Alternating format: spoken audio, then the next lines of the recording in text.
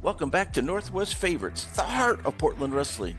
I'm your host, Frank Culbertson, and this is a series that spotlights the wrestlers who weren't just passing through, but who stood firmly on that level just below superstardom.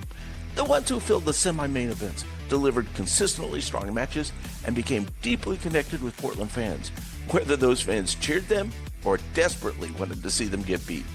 As always, this podcast is based on the Encyclopedia of Portland Wrestlers by historian Mike Rogers, and it's available now on Amazon.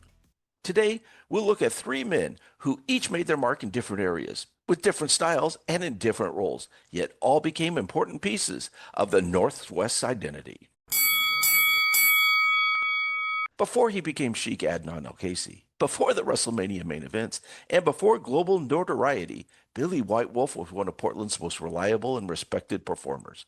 White Wolf first arrived in the Pacific Northwest in 1960 and quickly rose toward the top of the cards.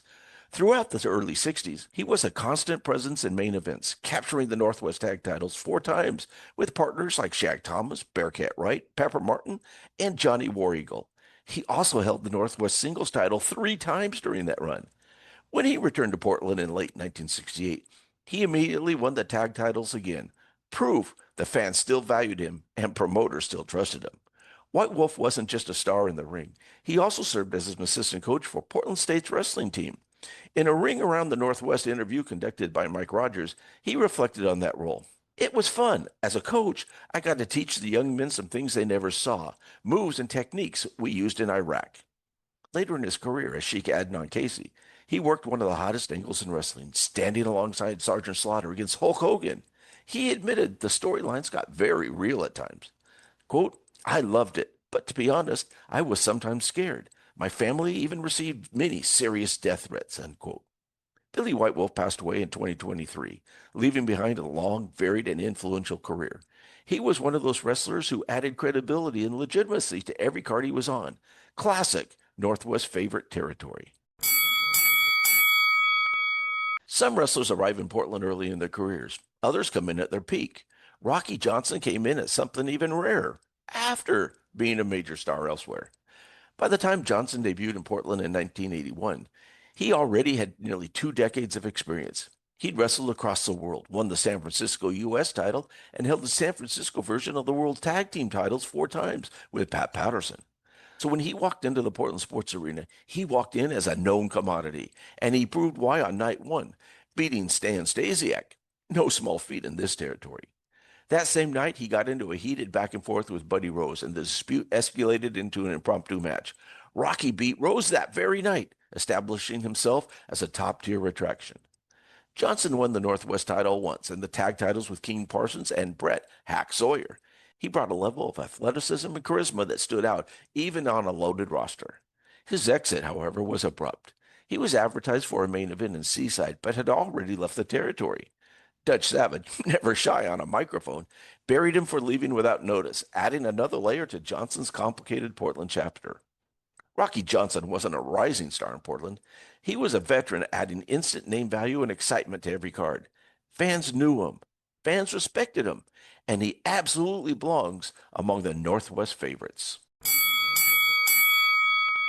Our final feature today is a man whose career touched multiple generations and multiple territories, Ed Francis. Francis was a respected junior heavyweight in the 1950s and captured the world junior heavyweight title. Depending on which records you accept, he may have been the very first Northwest champion in 1956, and he held that belt 5 times. But what makes him unique among Northwest favorites is the arc of his career.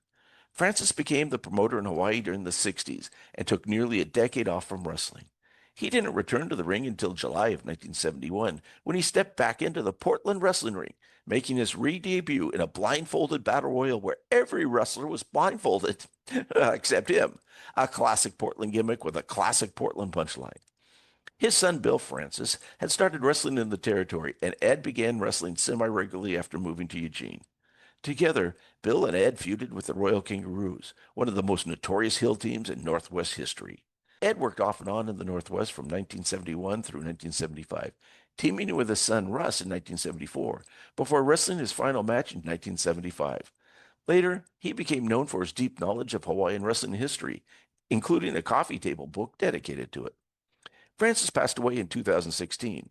remembered as both a pioneer and a bridge between eras. Another wrestler who fit right into that mid to upper card role, credible, respected, and memorable. Three wrestlers, three very different eras, three careers that helped form the backbone of Portland wrestling. Billy White Wolf, Rocky Johnson, and Ed Francis.